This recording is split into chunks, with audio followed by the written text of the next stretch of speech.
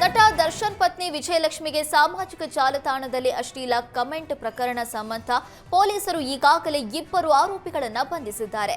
ಆದರೆ ಪೊಲೀಸರ ತನಿಖೆಗೆ ಸಂಬಂಧಪಟ್ಟಂತೆ ಮಾಹಿತಿ ಕೊಡೋದಕ್ಕೆ ಟ್ವಿಟರ್ ಹಿಂದೇಟು ಹಾಕಿದೆ. ಗ್ರಾಹಕರ ಡಾಟಾ ಸುರಕ್ಷೆ ಹಿನ್ನೆಲೆಯಲ್ಲಿ ಮಾಹಿತಿ ನೀಡೋದಕ್ಕೆ ಹಿಂದೇಟು ಹಾಕಿದೆ. ಹೀಗಾಗಿ ಸದ್ಯ ಫೇಸ್ಬುಕ್ ಮತ್ತು ಇನ್ಸ್ಟಾಗ್ರಾಂ ಸಂಸ್ಥೆಯಿಂದ ಮಾತ್ರ ಮಾಹಿತಿ ಸಂಗ್ರಹಿಸಿ ಇಬ್ಬರನ್ನ ಬಂಧಿಸಿ ತನಿಖೆ ಮುಂದುವರಿಸಲಾಗಿದೆ. ಆದರೆ ಮಾಹಿತಿ ಹಂಚಿಕೊಳ್ಳೋದಕ್ಕೆ ನಿರಾಕರಿಸಿದ ಎಕ್ಸ್ ಸಂಸ್ಥೆಗೆ ಕೋರ್ಟ್ ಮೂಲಕ ನೋಟಿಸ್ ನೀಡೋದಕ್ಕೆ ಸೈಬರ್ ಕ್ರೈಂ ಪೊಲೀಸರು ಮುಂದಾಗಿದ್ದಾರೆ.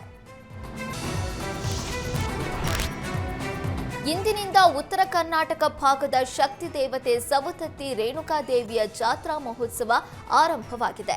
ಬಣದ ಹುಣ್ಣಿಮೆ ನಿಮಿತ್ತ ಇಂದಿನಿಂದ 1 ತಿಂಗಳ ಜಾತ್ರಾ ಮಹೋತ್ಸವ ಹಿನ್ನೆಲೆ ಲಕ್ಷಾಂತರ ಜನ ಸವದತ್ತಿಗೆ ಆಗಮಿಸ್ತಾ ಇದ್ದಾರೆ. ಬೆಳಗಾವಿ ಬಸ್ ನಿಲ್ದಾಣದಲ್ಲಿ ಜಾತ್ರೆಗೆ ತೆರಳೋದಕ್ಕೆ ಭಕ್ತರು ಕಿಕ್ಕಿರಿದು ಸೇರಿದ್ರು. ಸದ್ಯ ಭಕ್ತರಿಗಾಗಿ ಹೆಚ್ಚುವರಿ 70ಕ್ಕೂ ಹೆಚ್ಚು ಬಸ್ಗಳನ್ನು ಬಿಟ್ಟಿದ್ದು ಹೆಚ್ಚು ಭಕ್ತರು ರಾಜ್ಯ ಹಾಗೂ ಹೊರ ರಾಜ್ಯದಿಂದ ದೌಡಾಯಿಸ್ತಾ ಇದ್ದಾರೆ. ಹೀಗಾಗಿ ಬಸ್ಗಳಿಲ್ಲದೆ ಪರದಾಡುವಂತಾಗಿದೆ. ಇನ್ನು ಬಸ್ ನಿಲ್ದಾಣದಲ್ಲಿ ಭಕ್ತರನ್ನ ಸಂಭಾಳಿಸುವುದಕ್ಕೆ ಪೊಲೀಸರು ಹೈರಾಣಾಗಿದ್ದಾರೆ. ಇಂದು ನಾಡಿನ ಶಕ್ತಿಪೀಠ ಐತಿಹಾಸಿಕ ಬಾದಾಮಿಯ ಬನಶಂಕರಿ ದೇವಿಯ ಮಹಾರಥೋತ್ಸವ ಅದ್ದೂರಿಯಾಗಿ ನೆರವೇರಲಿದೆ.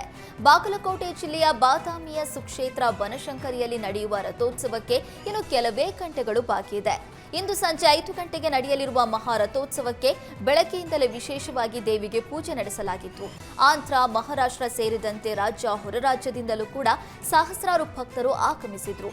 ಇಂದಿನಿಂದ 1 ತಿಂಗಳ ಕಾಲ ಹಗಲು ರಾತ್ರಿ ಎನ್ನದೇ ಜಾತ್ರಾ ಮಹೋತ್ಸವ ನಡೆಯಲಿದೆ.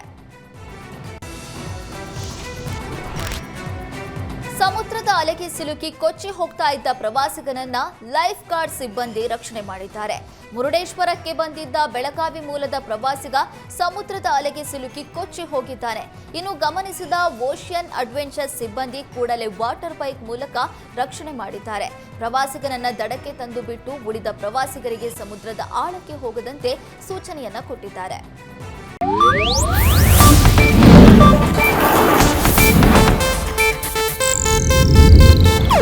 ಇದು ಏಷ್ಯಾನೆಟ್ ನ್ಯೂಸ್ ನೆಟ್ವರ್ಕ್ ಪ್ರಸ್ತುತಿ.